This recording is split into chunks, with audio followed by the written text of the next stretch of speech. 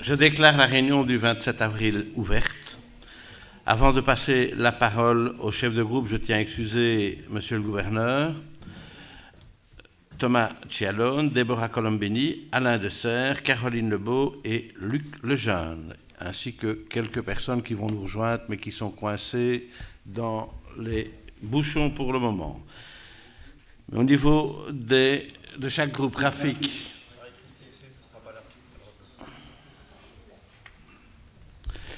Julien. Parmi les excusés, j'ai Caroline Oui. mais ça l'a signalé, Isabelle Samedi, Odette Freinen. Et les autres, je pense qu'on va arriver au fur et à mesure. On va arriver. Serge.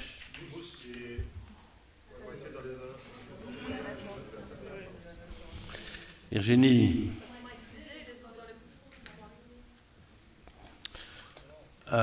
Marie.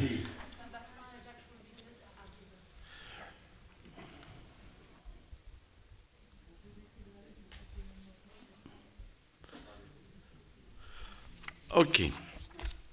Vous trouverez sur vos bancs l'ordre du jour actualisé de la séance de ce jour, comprenant les questions d'actualité.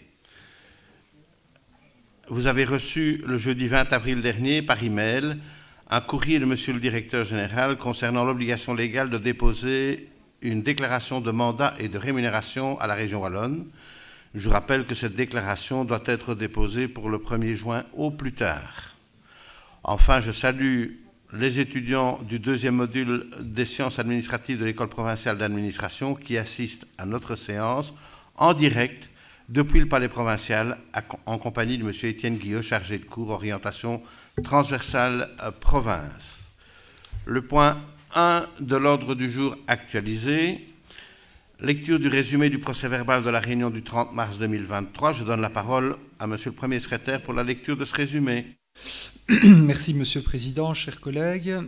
Donc, c'est le procès-verbal de notre réunion du 30 mars 2023. La réunion est présidée par Monsieur Mustapha Bachi, assisté de Madame Anne Tans de Bruges et de moi-même. La séance est ouverte à 16h45.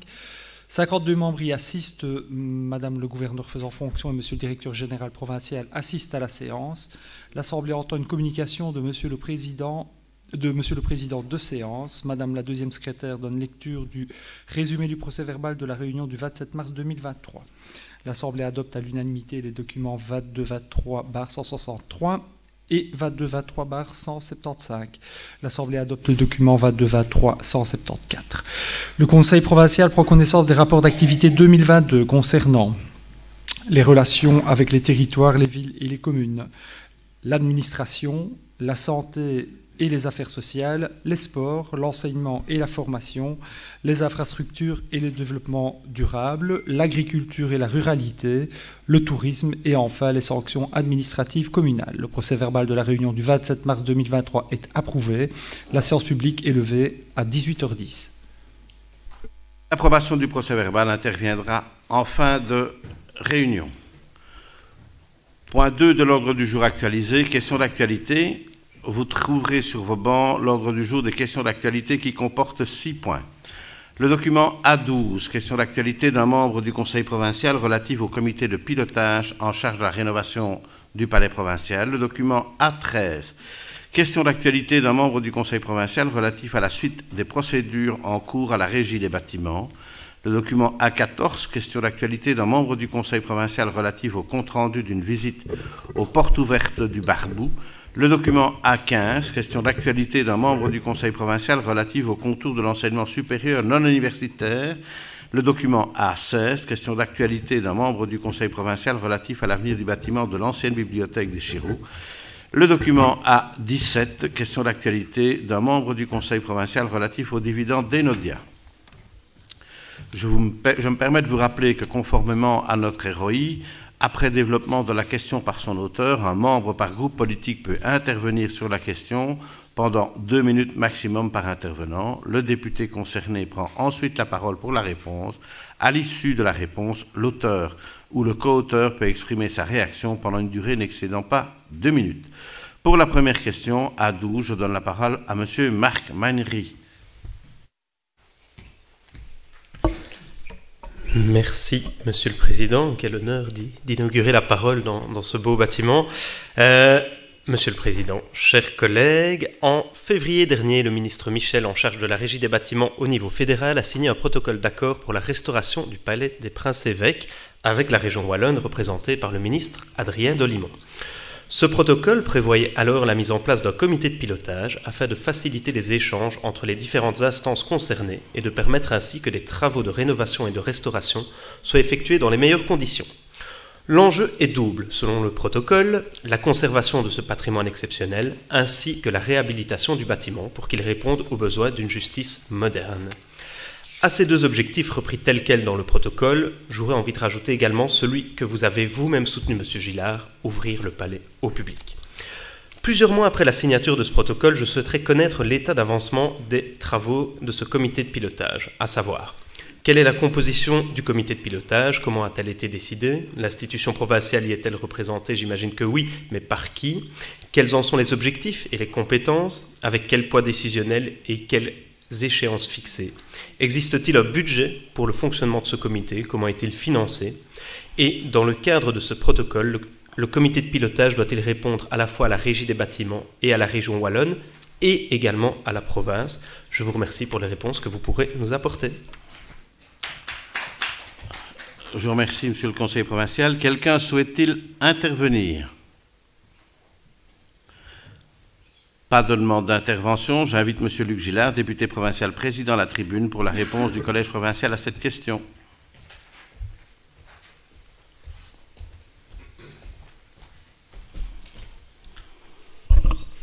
Merci, Monsieur le Président. Je voudrais, comme M. Manieri, me réjouir d'être présent dans ce lieu et que nous ayons pu organiser ce conseil ici et remercier les services qui se sont mis en branle pour faire en sorte que ce soit possible dans les meilleures conditions.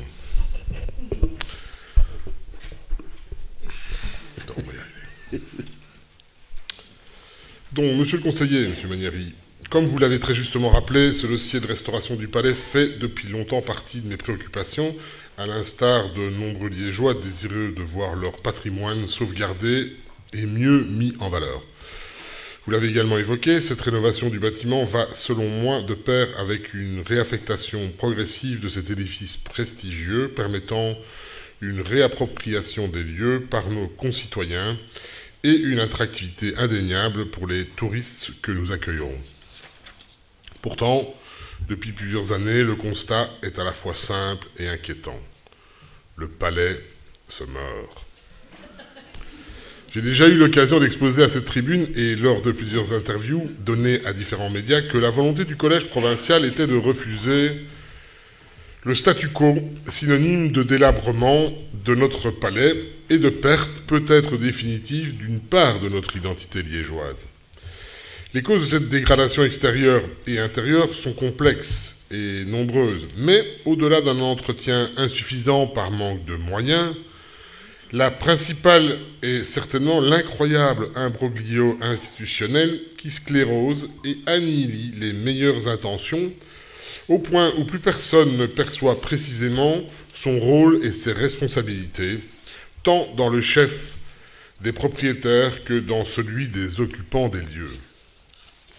Ainsi, dans un souci de clarification et d'efficacité, la province de Liège a sollicité en 2021 et en 2022 un droit réel auprès des propriétaires du palais de Liège dans le but de coordonner, enfin, une démarche commune des divers intervenants en vue de mettre notamment en place un chantier pédagogique de restauration et une réaffectation progressive des locaux pour le public. Cependant, le secrétaire d'État Mathieu Michel, en charge de la Régie fédérale des bâtiments, et le ministre wallon Adrien Dolimon, en charge de la gestion immobilière de la Wallonie, ont plutôt souhaité l'installation d'un autre modèle par la création d'un comité de pilotage du Palais des Princes-Évêques.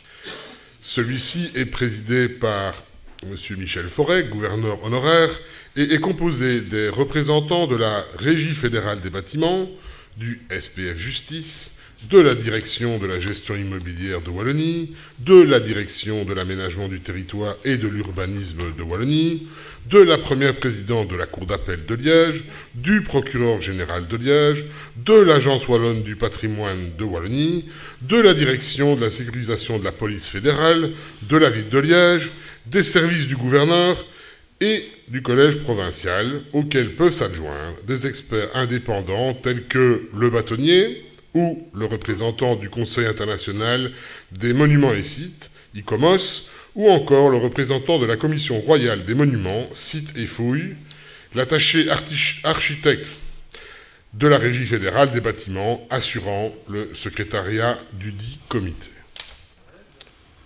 Pour répondre à vos autres questions, monsieur le conseiller, sachez que cette composition a été déterminée par la Régie fédérale des bâtiments, en accord avec la Wallonie, sans aucune concertation avec la province. Je tiens à vous préciser que si je représente l'institution, potentiellement accompagné du directeur général provincial, et ce, aux séances de ce comité, celui-ci n'a aucun pouvoir décisionnel. Ses missions sont d'accompagner les études et les travaux de rénovation. Il devrait être un lieu de collaboration, d'échange d'informations et de discussion pour déterminer les objectifs. Un calendrier des actions en apportant son aide, son expertise, lorsque certaines décisions devront être prises. Dans le cadre du protocole d'accord signé le 3 février dernier entre les deux propriétaires, je rappelle, le fédéral et la région, il faut préciser que ce comité dépend directement de ceux-ci et en aucun cas de la province. Il va sans dire que je ne manquerai pas de tenir au courant le conseil provincial de l'évolution des travaux de ce comité qui s'est réuni une première fois le 11 avril dernier pour s'installer et a procédé hier après-midi à une visite des lieux. Je ne pourrais vous en dire davantage pour le moment. Cependant, sans préjuger des résultats que pourrait engranger à long terme ce comité de pilotage et les institutions actuellement propriétaires des lieux, la province de Liège ne restera pas attentiste dans ce dossier à haute valeur symbolique et résonance médiatique.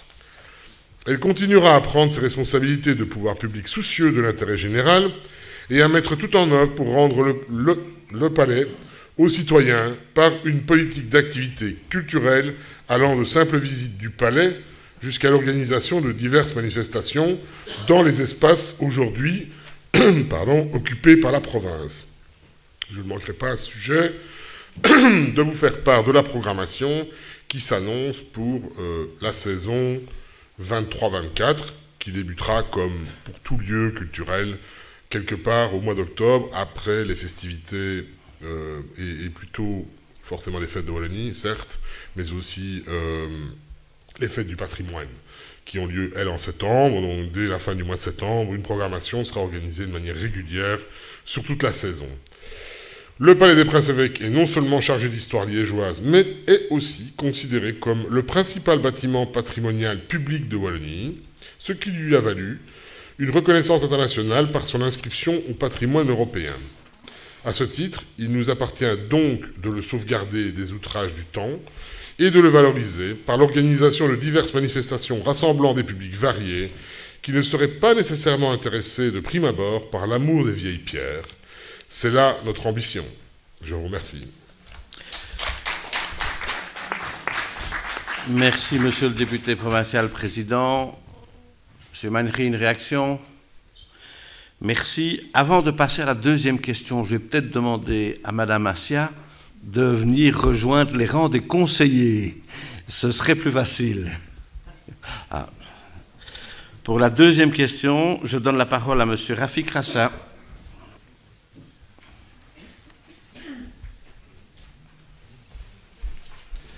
Merci, Monsieur le Président.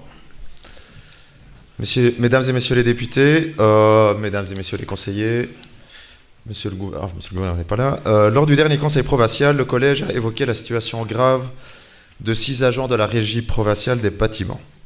Des faits délictueux ont été rapportés, vol de machines ou de matériaux, détournement de matériaux destinés à être jetés et exercice d'activités privées durant les heures de service avec ou sans matériel provincial. Lors du dernier conseil, le député président, au nom du collège, a apporté plusieurs éclairages sur la situation. procédure disciplinaire contre les 6 agents, dépôt de plainte avec constitution de partie civile et descente du directeur général des infrastructures et du développement durable, de l'inspecteur général et d'un responsable ressources humaines pour rassurer les agents et s'entretenir avec eux. Des numéros de contact ont également été proposés aux agents afin de leur permettre de s'exprimer librement auprès de personnes de confiance. Nous sommes 1 mois plus tard et ces faits continuent d'interroger tant parmi les agents provinciaux que parmi la population. Comment la décision de la suspension a-t-elle été signifiée aux agents incriminés? Ont-ils contesté les faits qu'on leur reprochait? Quels documents ou engagements liés à la procédure disciplinaire ont-ils signés? Nous savons que l'audition des 6 agents par le collège est prévue ce 28 avril, demain donc. Cette audition clôt-elle la procédure disciplinaire? La hiérarchie sera-t-elle également entendue?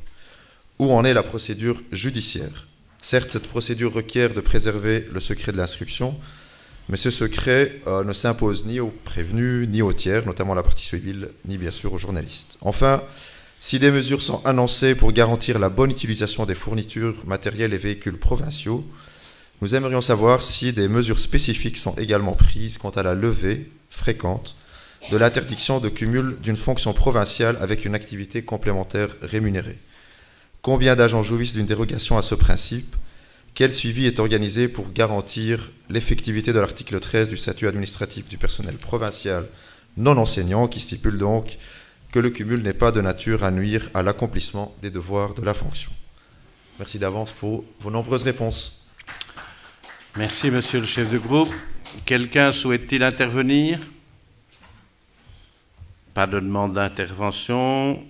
J'invite à nouveau monsieur Luc Gillard, député provincial président, à la tribune, pour la réponse du collège provincial à cette question.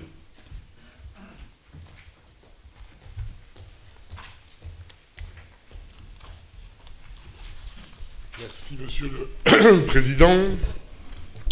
Monsieur le conseiller provincial, monsieur Rassa, votre question relative à la suite des procédures en cours de la régie provinciale, et j'insiste sur provinciale, parce que d'aucuns n'avaient pas compris que quand je répondais à un conseiller provincial, je parlais de la régie provinciale. Enfin bon, voilà. Parfois, on est un peu étonné de certaines réactions, mais certains ont peut-être considéré que le mot régie était un copyright fédéral. Peut-être, je ne sais pas. Votre question donc relative à la régie des bâtiments a retenu toute mon attention.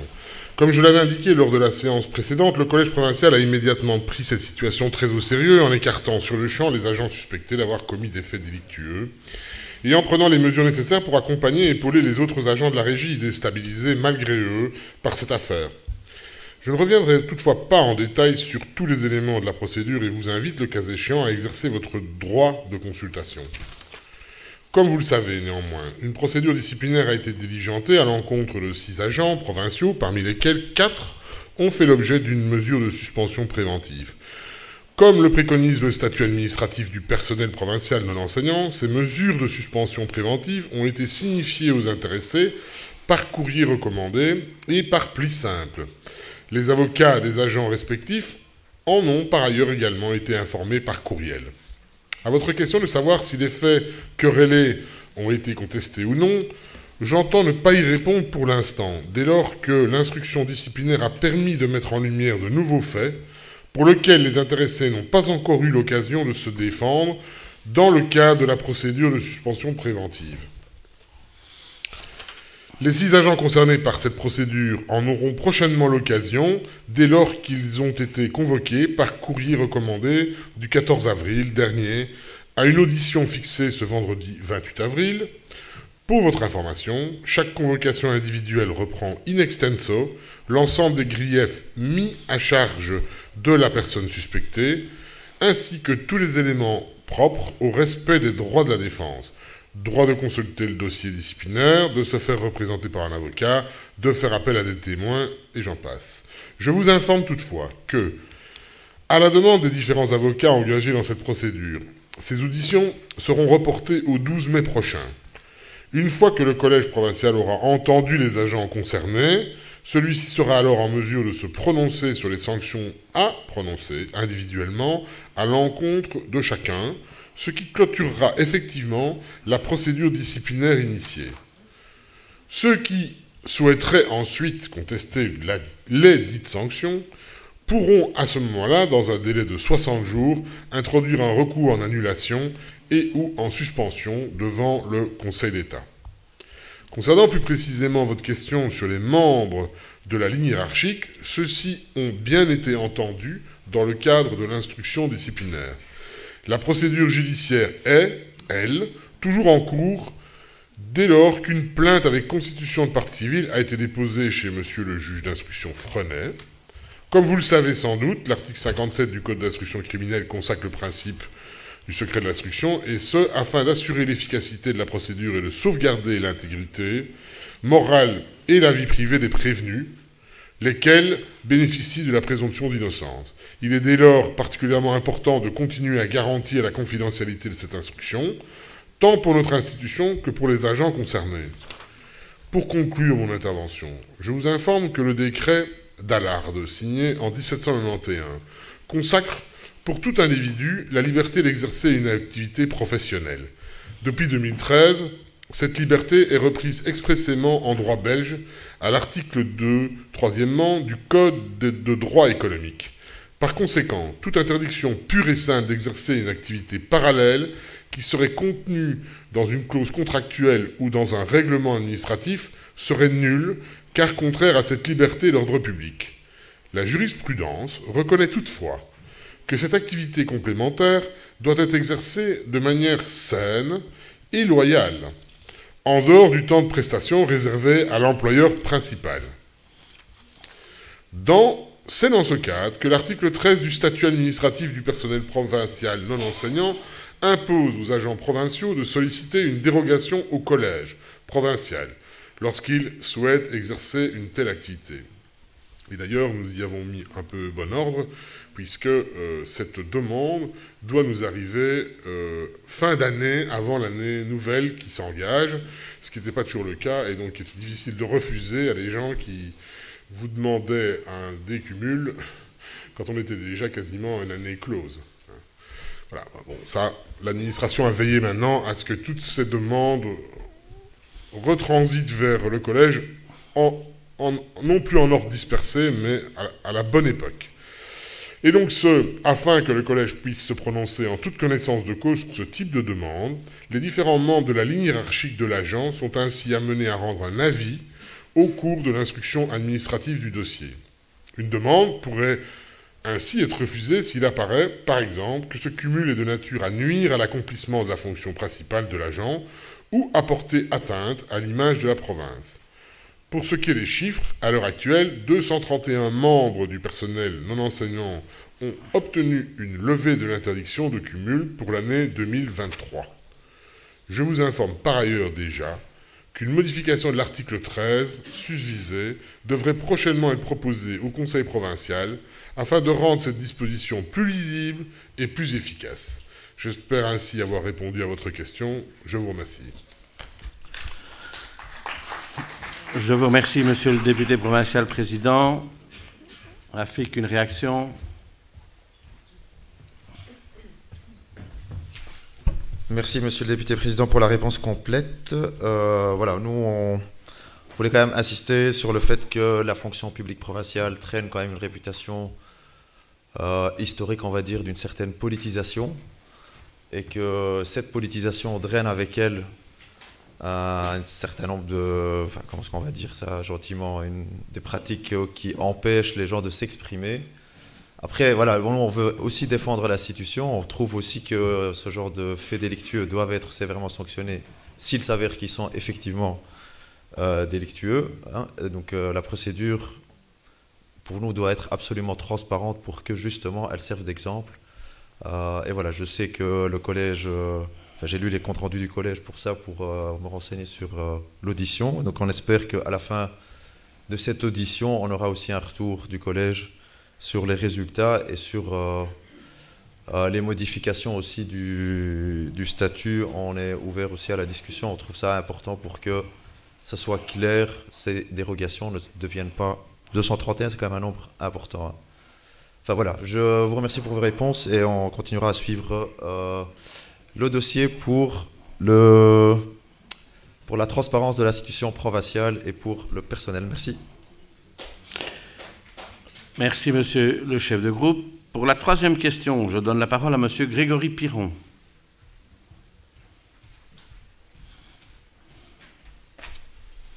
Merci, monsieur le président.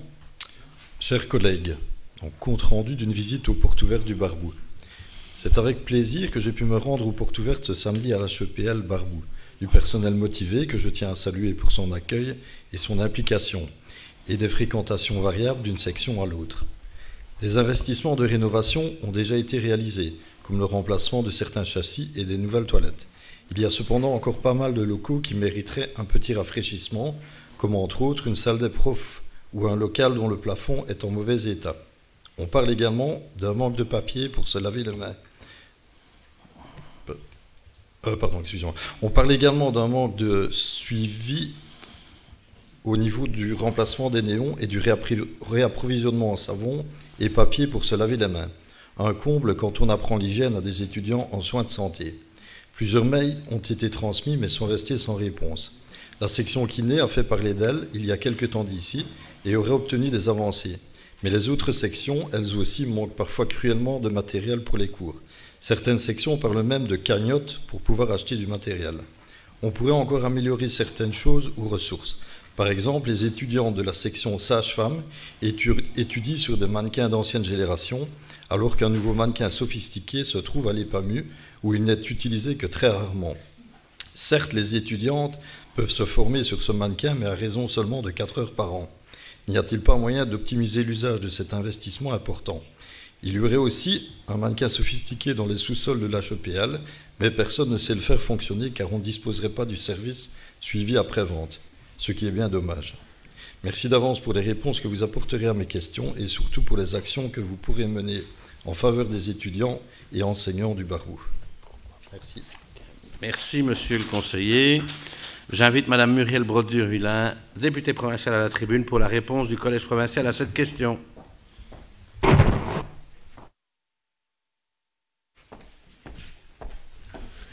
Merci, monsieur le président.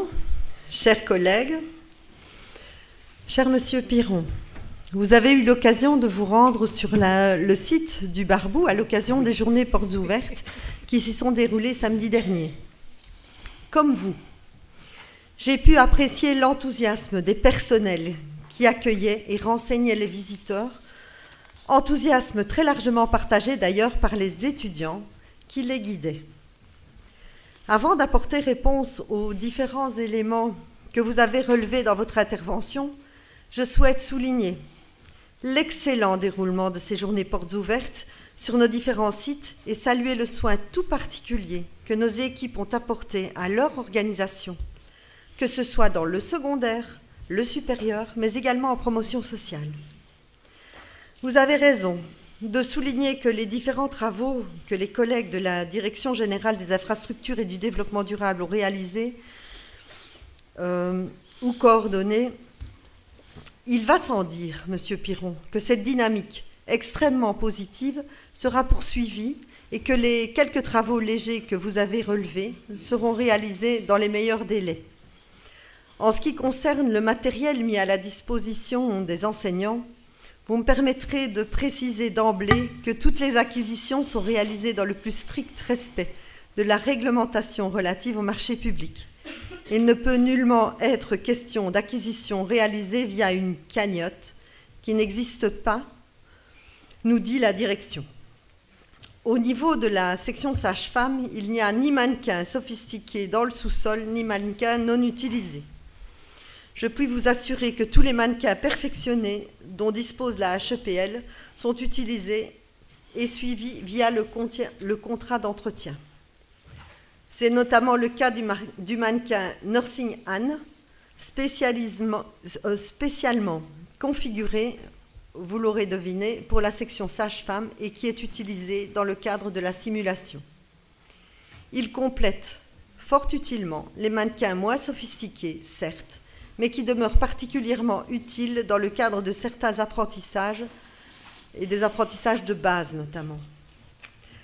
En ce qui concerne la collaboration avec notre école provinciale d'aide médicale urgente, dont l'expertise en matière de simulation est plus particulièrement reconnue, elle accueille nos étudiants à raison de 8 heures de cours au cours des 3 premières années de la formation et à raison de 24 heures lors de la dernière année de formation.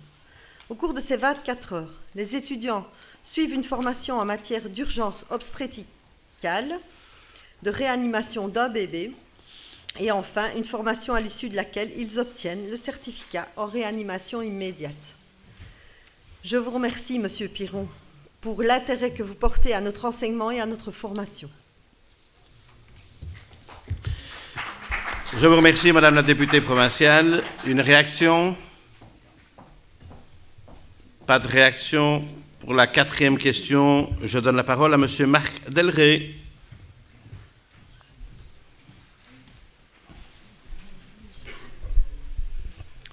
Merci, Monsieur le Président, Mesdames et Messieurs les députés, Mesdames et Messieurs les conseillers. La présente question d'actualité est motivée par l'annonce d'une fusion à venir entre 2 institutions de l'enseignement supérieur liégeois, la Haute École de la Ville de Liège et la Haute École Charlemagne. Cette fusion viserait, dans un contexte de contraintes financières sévères pour l'une des parties au moins, à favoriser les économies d'échelle en regroupant certaines filières. Un tel rapprochement entre des établissements qui relèvent de pouvoirs organisateurs différents est évidemment de nature à redéfinir les contours du paysage de l'enseignement supérieur officiel en région liégeoise, ce qui pose un certain nombre de questions, parmi lesquelles les suivantes qui nous concernent en particulier. Quels sont les impacts prévisibles ou envisagés sur les destinées de la Haute École de la province de Liège? Faut-il craindre que la fusion, qui cherche à augmenter la masse critique représentée par le nombre d'étudiants inscrits dans les entités concernées, se traduise par une exacerbation de la concurrence avec notre Haute École provinciale, notamment pour ce qui concerne les sections dédicacées à l'éducation et l'économie? A l'inverse, se peut-il que l'opération puisse présenter des opportunités pour la HEPL en termes de synergie et notamment en matière de gestion du parc immobilier? On entend dire que le projet de fusion inclurait la création d'une nouvelle implantation qui serait à construire sur le territoire de la ville de Liège. Au vu de l'état de délabrement de certains bâtiments de l'enseignement provincial, on se dit que la province pourrait souhaiter être associée à ce projet. Enfin, de façon plus générale, la question se pose de savoir jusqu'où peut aller le rapprochement interréseau et si des contacts existent en vue d'associer la HEPL aux réflexions sur la création d'une seule institution d'enseignement supérieur non universitaire du réseau officiel dans notre province. Merci déjà, Madame la députée, pour votre réponse. Je vous remercie, Monsieur le conseiller provincial. Quelqu'un souhaite-t-il intervenir? Pas d'intervention complémentaire. J'invite à nouveau Madame Muriel Brodurulin, députée provinciale, à la tribune pour la réponse du Collège provincial à cette question.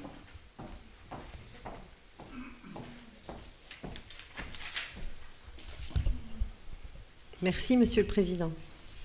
Chers collègues, de nouveau.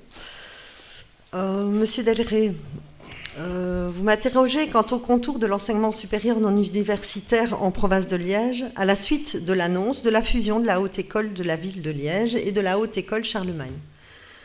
Vous me permettrez de rappeler que la Haute École de la province de Liège, qui compte une population de plus de 10 000 étudiants, dispose déjà aujourd'hui d'accords de collaboration avec l'ensemble des autres hautes écoles présentes sur le territoire de la province de Liège. Comme vous le savez très certainement, Monsieur Delray, des collaborations existent également avec l'Université de Liège. Il va sans dire que notre haute école est et demeure ouverte aux collaborations avec d'autres institutions dans le respect des spécificités de chacun. Cette fusion, dont les contours semblent encore devoir être précisés et affinés, ne conduit donc pas à notre haute école à collaborer demain avec un partenaire qu'elle ne connaît pas. Si elle est concertée, notre haute école ne manquera évidemment pas d'analyser toutes les perspectives de collaboration et toutes les synergies possibles. Encore faut-il qu'elle soit concertée. Je vous remercie, Monsieur Delray, pour votre question qui témoigne de l'intérêt que vous portez à l'enseignement. Merci. Merci, Madame la députée. Une réaction, Monsieur Delray? Non. Pour la 5e question, je donne la parole à Madame Catherine Lacombe.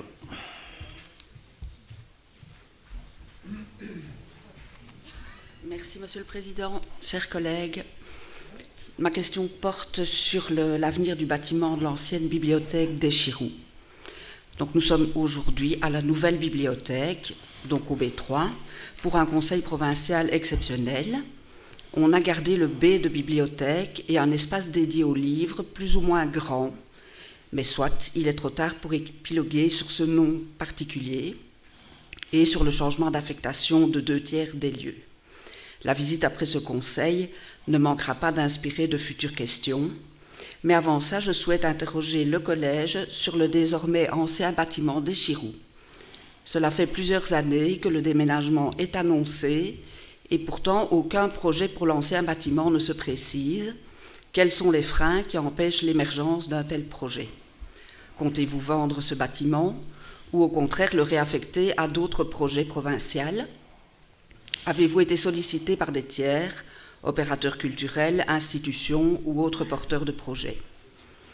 Il se confirme qu'Étias va déménager à Cormeuse, donc cela rend plusieurs espaces disponibles dans le triangle Croisier-Chirou. Avez-vous eu des contacts avec la ville de Liège quant à un nouveau plan d'aménagement communal? Il s'agit pour les Liégeois d'éviter un nouveau chancre, malheureuse spécialité locale dont nos édiles ont du mal à se défaire. Merci pour vos réponses.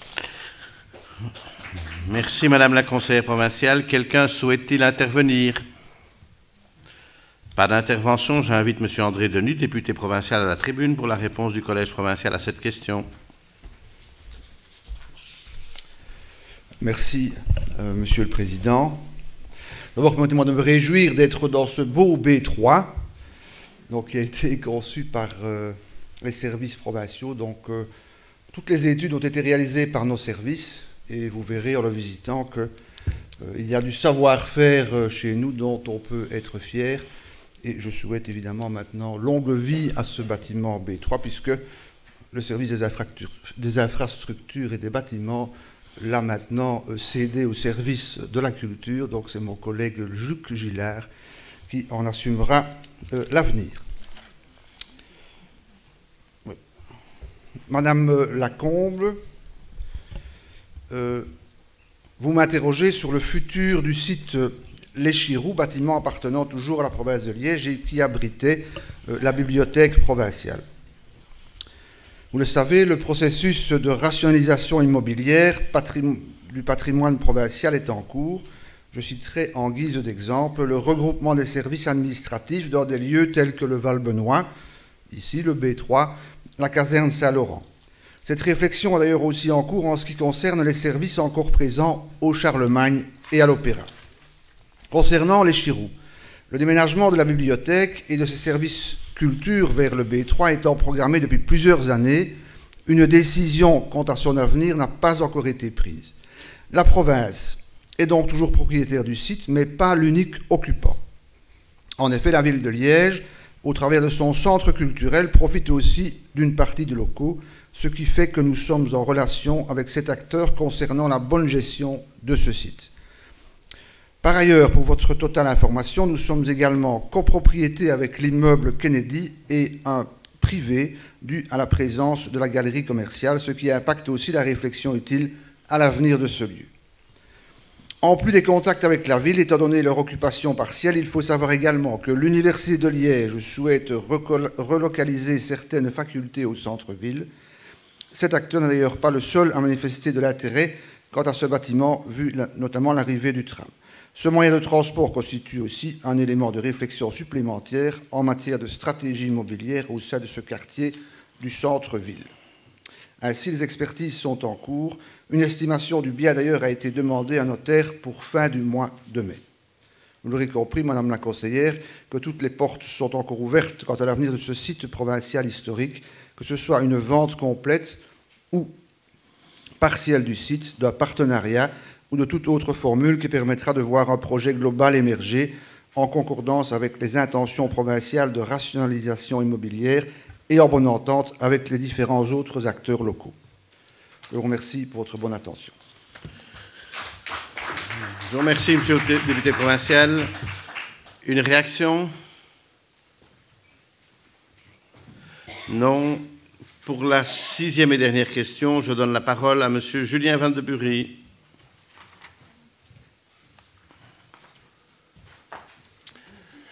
Monsieur le Président, Monsieur le Directeur Général, chers messieurs et mesdames membres du Collège, bonjour. Il y a une chose, c'est très chouette d'être ici, très bel auditoire. Il y a une chose qui ne change pas par rapport au Conseil, c'est la qualité des sièges. On est toujours aussi mal assis, toujours aussi difficile de travailler. Mais bon, trêve de plaisanterie, on va voter aujourd'hui le projet de plan stratégique d'Enodia. Et vous le savez bien, on a beaucoup parlé de la vente de Vous, qui va générer un dividende exceptionnel. Et la province, en tant que qualité d'actionnaire principal, va donc bénéficier d'une très belle enveloppe. Mes questions sont assez simples. Quelles sont les intentions du Collège en la matière? Est-ce que vous comptez proposer au Conseil, alors je sais que ce n'est pas tout de suite, que ce sera dans les années ultérieures, mais enfin une réflexion va certainement débuter pour avoir une programmation pluriannuelle.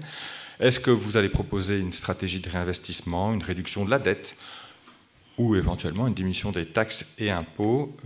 Je vous remercie pour les premières indications quant aux grandes orientations en la matière. Je vous remercie, Monsieur le chef de groupe.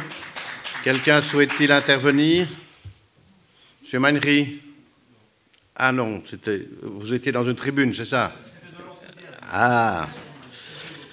J'invite alors Monsieur Claude Klenkenberg, député provincial, à la tribune pour la réponse du Collège provincial à cette question.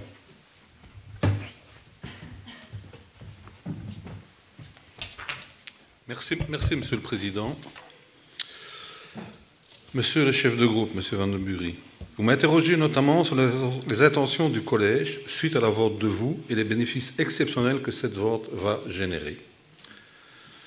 Tout d'abord, Monsieur Van de Bury, il importe de rappeler que si la cession de la participation majoritaire dans Vous SA par Netis pourrait, effectivement, je dis bien pourrait, sur le plan stratégique établi par Enodia, rapporter un dividende exceptionnel aux associés du secteur télécom de l'ordre de plus ou moins 150 millions, dont fait partie évidemment la province de Liège. Encore faut-il que cette cession soit concrétisée. Ce n'est pas le cas pour le moment. Ce qui devrait être peut-être le cas en juin de cette année. Il y a toutefois des contingences temporelles telles que le plan stratégique d'Enodia. Ce dividende exceptionnel est prévu en liquidation pour 2025. Même si ce plan fait part de la possibilité d'anticiper au courant 2024, cette discussion en cours d'exercice, dès lors que le produit de la cession de la vente Orange à Netis, avec une rétrocession de ce qui ne sera pas réinvesti au sein du groupe vers Enodia à l'issue de l'Assemblée générale Netis, fin avril 2024. Sur base de leur compte arrêté au 31 décembre 2023, par ailleurs, courant du second semestre 2023, le conseil d'administration d'Enodia établira les projections de répartition de dividendes exceptionnels à se répartir entre les associés du secteur télécom en application stricte des statuts de la société. Une fois le montant communiqué pour la province de Liège, le Collège pourra, sur une base concrète, entamer ses travaux de réflexion en la matière, puis partager des propositions avec les membres du Conseil provincial. Vous comprendrez donc que ce 27 avril, il est beaucoup trop tôt pour débattre de ce sujet dès lors de la session de participation Orange, qui n'est pas encore concrétisée, ni de la part des dividendes exceptionnels qui seront provinciales connus. Enfin, je pense que vous avez déjà reçu toutes ces réponses lundi à notre 5e commission. On a essayé d'être le plus clair possible, me semble-t-il. Et monsieur le chef de groupe, monsieur Van den Bury, à ce stade, aucune décision n'a été prise, comme je l'ai dit, par le Collège provincial. Nous aurons donc évidemment l'occasion de reparler en temps opportun, en commission et au sein de cette Assemblée. En attendant, comme l'a dit Alphonse de Lamartine, la patience est une vertu du juste. Tu m'as écrit, tu vas le recevoir. Merci, monsieur le député provincial. Une réaction? OK. Hop. Oui, je m'excuse. Ah, c'était tantôt. Avant la réponse.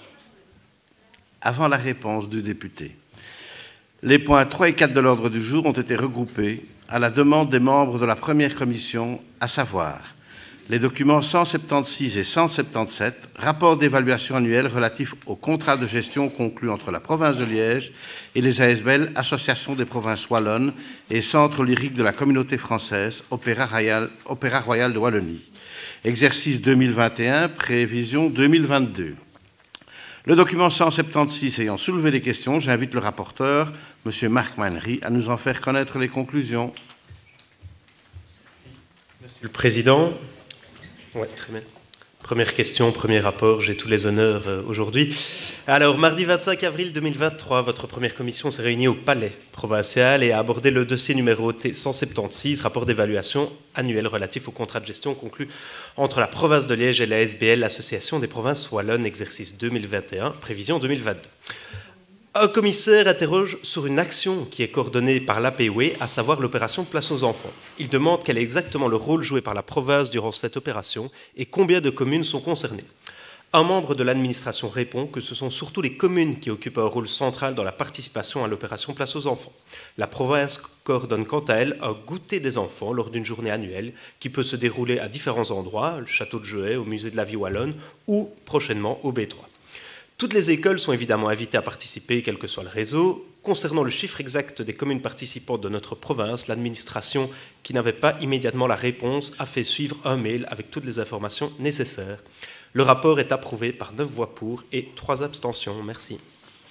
Je vous remercie, Monsieur le conseiller provincial. Le document 177, n'ayant quant à lui soulevé aucune question, c'est par 9 voix pour et 3 abstentions que votre première commission vous propose de l'adopter. Quelqu'un souhaite-t-il intervenir ? Pas d'intervention. Je clôt la discussion générale. Nous passons au vote. Pouvons-nous procéder à un vote globalisé? Qui est pour les conclusions de la première commission en ce qui concerne ces deux documents? Unanimité. Le Conseil adopte les deux résolutions. Point 5 de l'ordre du jour. Le document 178. Octroi de subventions en matière de relations institutionnelles, demande de soutien de la SBL, Royal Syndicat d'initiative de Theux, dans le cadre de l'organisation de la 9e édition de la Marche des 600 Franchimontois, le 23 septembre 2023. Ce document a été soumis à l'examen de la première commission et n'a soulevé aucune question. C'est donc par 10 voix pour et 2 abstentions que votre première commission vous propose de l'adopter. Quelqu'un souhaite-t-il intervenir? Pas d'intervention, je clôt la discussion générale. Nous passons au vote qui est pour les conclusions de la première commission. Unanimité, le Conseil adopte la dite résolution. Les points 6 à 8 de l'ordre du jour ont été regroupés à la demande des membres de la première commission, à savoir les documents 179 à 181, octroi de subventions en matière de culture, demande de soutien des ASBL Centre culturel Les Chiroux, Nectar et les Amis du Château féodal de Moat. Ces 3 documents n'ayant soulevé aucune question, c'est par 9 voix pour et 3 abstentions que votre première commission vous propose de les adopter. Quelqu'un souhaite-t-il intervenir? Non. Je clôt la discussion générale. Nous passons au vote. Pouvons-nous procéder à un vote globalisé?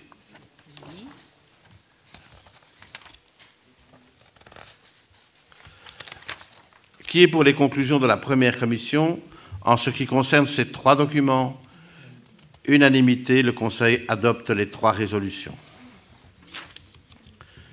Le point 9 de l'ordre du jour, le document 182, octroi de subventions en matière de culture et d'agriculture, demande de soutien de la SBL Ceinture alimentaire liégeoise dans le cadre du festival Nourrir Liège du 13 au 23 avril 2023 à Liège.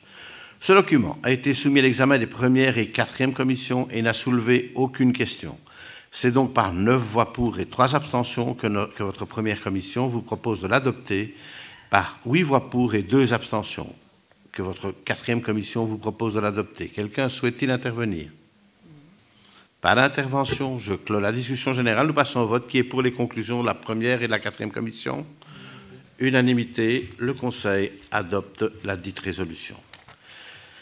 Les points 10 à 16 de l'ordre du jour ont été regroupés à la demande des membres de la 2e commission, à savoir les documents 183 à 189, rapport d'évaluation annuelle relatif au contrat de gestion conclu entre la province de Liège et les ASBL, Radio-Télévision Culture, RTC, VEDIA, Maison de la Presse et de la Communication, Centrale de services à domicile Réseau Solidaris, Royal Football Club Liège Athlétisme, Challenge Jogging Province de Liège et moi aussi je joue au pink.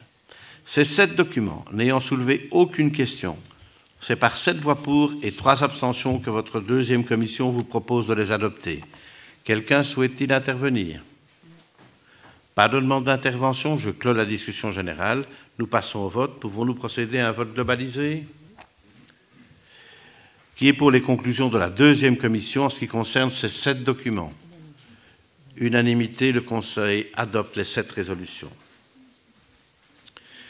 Les points 17 à 27 de l'ordre du jour ont été regroupés à la demande des membres de la deuxième commission, à savoir les documents 190 à 200, octroi de subventions en matière de sport, demande de soutien des ASBL, Olympique Urban Festival, Société Flèche Ardennaise, Foot 2000, TC Hambourg, RBC Wanche, Challenge La Meuse, RC Pesant Club Liégeois, Masse Marathon de la Meuse, Club Cycliste Les Amis de Haouy et de M. Didier Petitjean de la commune d'Ewaï. Ces 11 documents n'ayant soulevé aucune question, c'est par 6 voix pour et 3 abstentions que votre deuxième commission vous propose d'adopter le document 192. Madame Anne Tans s'est retirée sur le vote de ce document. Et par 7 voix pour et 3 abstentions que votre deuxième commission vous propose d'adopter les 10 autres documents.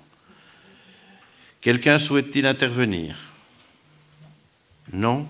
Je clôt la discussion générale. Nous passons au vote. Avant de passer au vote, je vous informe que, comme en commission, Mme Anne-Tans de Bruck ne participera pas au vote sur le document 192. Pouvons-nous procéder à un vote globalisé? Qui est pour les conclusions de la deuxième commission en ce qui concerne ces 10 documents? Unanimité, le Conseil adopte les 10 résolutions. Le point 28 de l'ordre du jour, le document 201, octroi de subventions en matière de santé, demande de soutien de la SBL 361 degrés dans le cadre de l'organisation de 2 courses, Women Race, le 12 mars à Liège et le 10 septembre 2023 à Eupen. Ce document a été soumis à l'examen de la deuxième commission et n'a soulevé aucune question. C'est donc par 7 voix pour et 3 abstentions que votre deuxième commission vous propose de l'adopter. Quelqu'un souhaite-t-il intervenir? Pas d'intervention. Je clôt la discussion générale. Nous passons au vote. Qui est pour les conclusions de la deuxième commission? Le groupe unanimité. Le Conseil adopte la dite résolution. Les points 29 à 31 de l'ordre du jour ont été regroupés à la demande des membres de la deuxième commission, à savoir les documents 202 à 204, octroi de subventions en matière d'affaires sociales, demande de soutien des ASBL Restos du Cœur de Liège et FEDEMOT et de la Fondation d'utilité publique Fondation SUSA. Ces 3 documents n'ayant soulevé aucune question, c'est par 7 voix pour et 3 abstentions que votre deuxième commission vous propose de les adopter. Quelqu'un souhaite-t-il intervenir? Pas de demande d'intervention. Nous passons au vote. Pouvons-nous procéder à un vote globalisé? Qui est pour les conclusions de la deuxième commission en ce qui concerne ces 3 documents?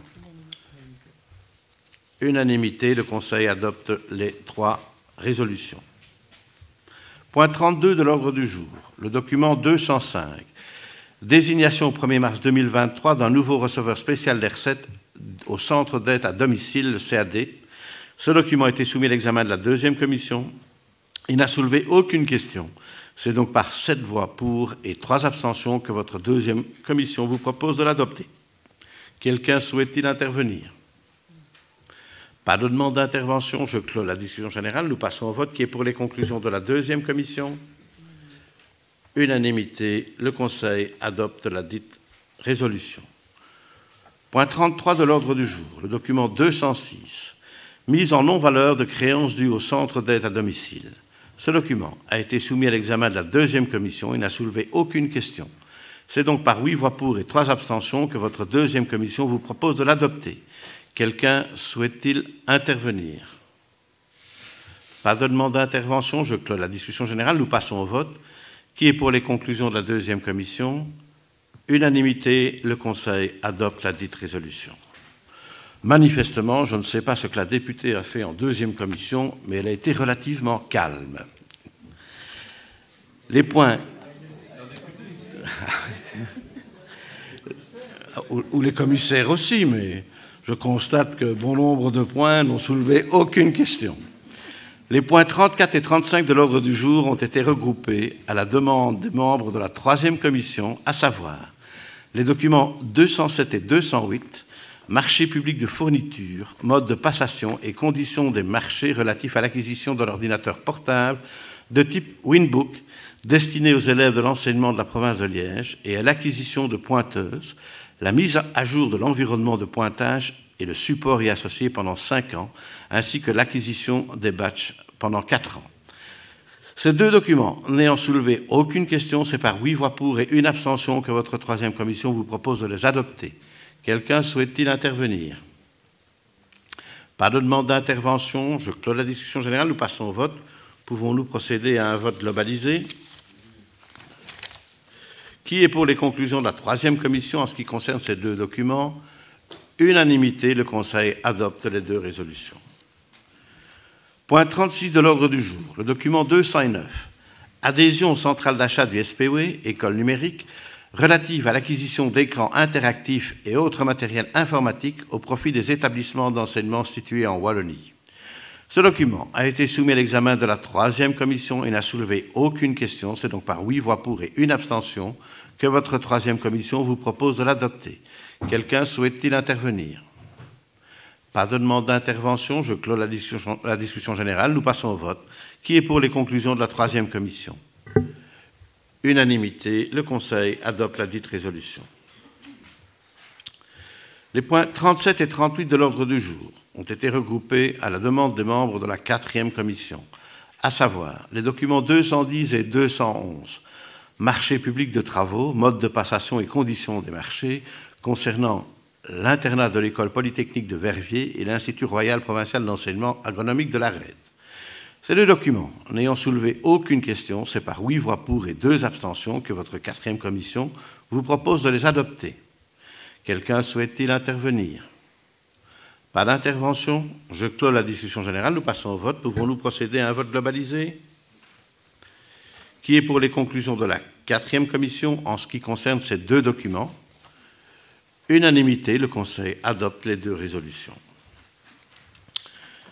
Point 39 de l'ordre du jour.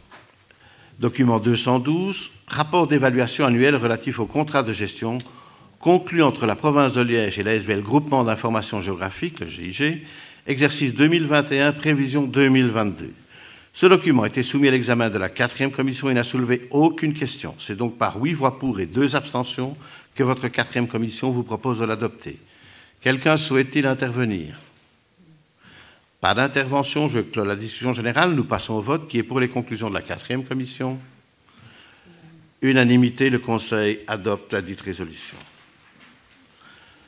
Le point 40 de l'ordre du jour, le document 213, subside d'équipement touristique, nouvelle dérogation du délai de justification jusqu'au 31 décembre 2023 concernant une subvention octroyée à l'Office du tourisme de la ville de Huy portant sur les rénovations du bateau Valmozan.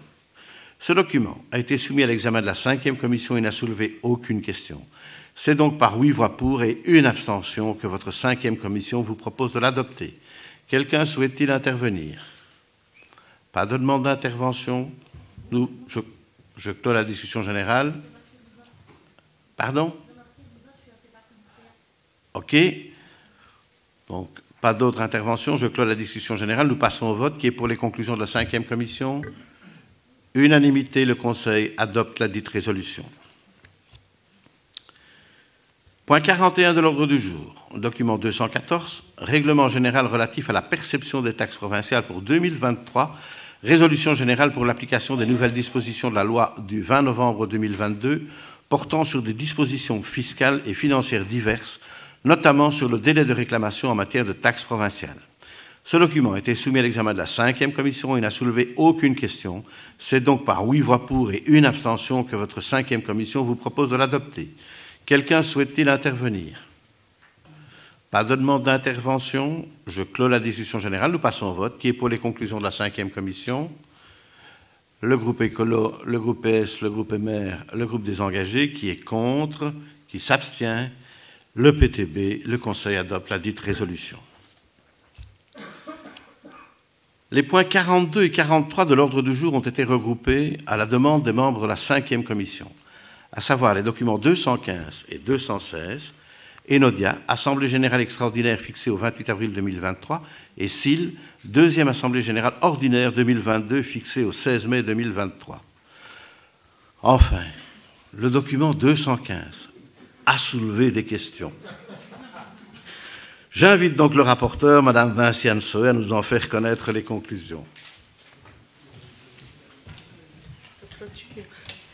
Merci, Monsieur le Président. Donc, à l'examen du point AG extraordinaire du 28 avril 2023, document 22-23-215, Enodia, nous avons eu un exposé clair, précis et transparent de la directrice générale.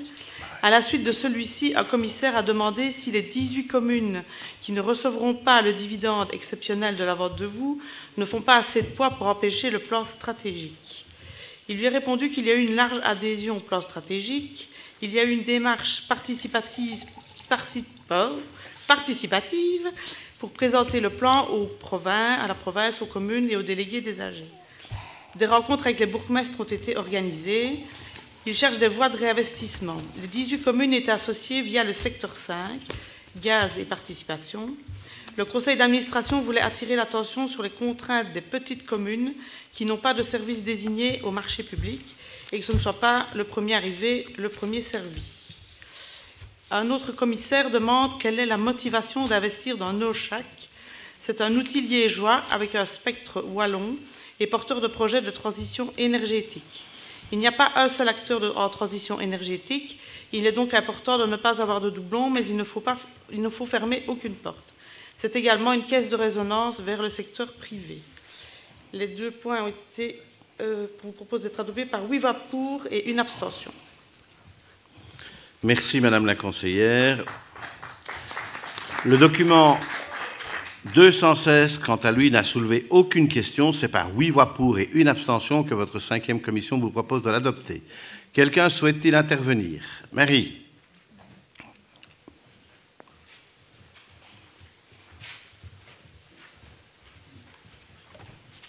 Merci, Président. Chers collègues, je me fais porte-parole de mon chef de groupe qui n'a pas pu nous rejoindre. Au conseil d'administration préparant l'Assemblée générale d'Enodia, les engagés CSP ont assumé leur rôle d'observateur en posant des questions. Les associés, dont la province majoritaire, sont invités à voter l'ordre du jour de la prochaine Assemblée générale sur lequel figure le plan stratégique pour les prochaines années. Les engagés soutiendront ce plan, mais dans le même temps insistent sur les éléments suivants. Il faut saluer les investissements de Netis dans la production d'énergie renouvelable et par ce vecteur, l'espoir de stabiliser les dividendes pour les communes associées à la province. Ces investissements vont représenter 400 millions sur un disponible de 740 millions issus de la vente de vous, hors dividendes exceptionnels et immédiats de 150 millions. L'affectation du solde de 340 millions doit pour les engagés CSP être clarifiée en poursuivant les objectifs suivants. Être porteur de développement pour l'économie et l'emploi dans la région liégeoise, l'économie circulaire et le développement durable doivent être privilégiés. De construire pour Netis un core business clair et lisible en évitant les participations croisées, en évitant des participations dans des invests à autre orientation stratégique, en évitant de développer des activités qui sont déjà le core business d'autres intercos. D'éviter le saupoudrage et le catalogue 3 suisse dans la liste des investissements, car ces sommes considérables sont une réelle opportunité d'enfin positionner Enodia Netis dans un rôle de soutien aux communes et à la région liégeoise. Relativement aux communautés d'énergie, de clarifier ce concept fort théorique et de mieux cerner pour les communes l'aide qu'elles pourraient avoir au travers d'un droit de tirage afin que celle-ci soit traitée de la manière la plus équitable possible. Enfin, le dividende exceptionnel et non récurrent de 150 millions aux associés du secteur Téléco doivent prioritairement servir à l'amortissement accéléré des dettes ou la reconstruction des réserves. Le ressenti des communes peut être une absence de rétribution juste et proportionnelle. Pour y répondre, la structure du groupe doit être repensée et simplifiée pour davantage de transparence et d'efficacité. Je vous remercie. Merci, Madame la conseillère. D'autres interventions? Pas d'autres interventions. Je clôt la discussion générale. Nous passons au vote. Tout d'abord, le document 215, Enodia. Qui est pour les conclusions de la 5e commission? Le groupe Écolo, le groupe PS, le groupe MR, le groupe des engagés. Qui est contre? Qui s'abstient? Le PTB. Le Conseil adopte la dite résolution. Pour le vote sur le document 216, la CIL. Qui est pour les conclusions de la 5e commission?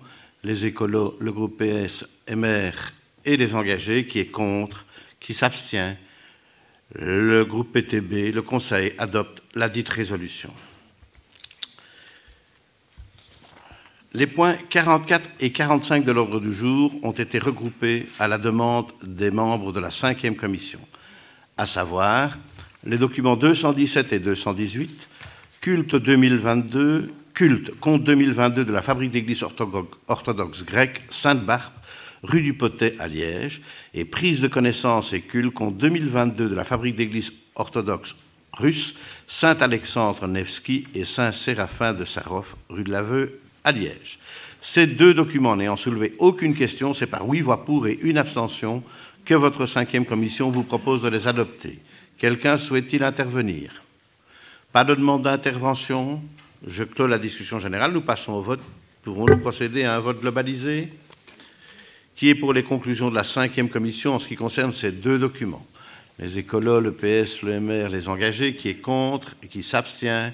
Le PTB, le Conseil adopte les deux résolutions. Point 46 de l'ordre du jour. Le document 219, Régie provinciale autonome, Régie provinciale d'édition, approbation des comptes annuels arrêtés au 29 septembre 2022, décharges données aux commissaires et aux administrateurs.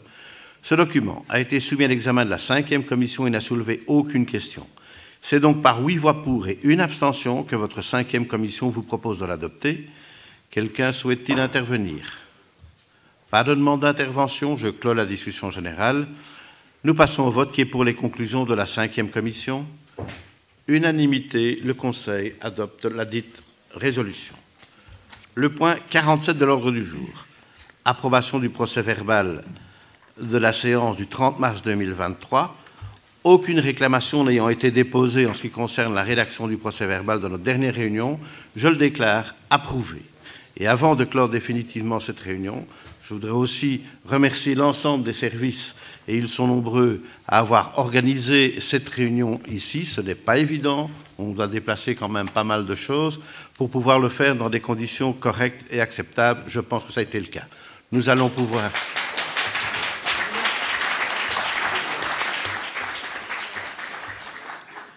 Nous allons pouvoir...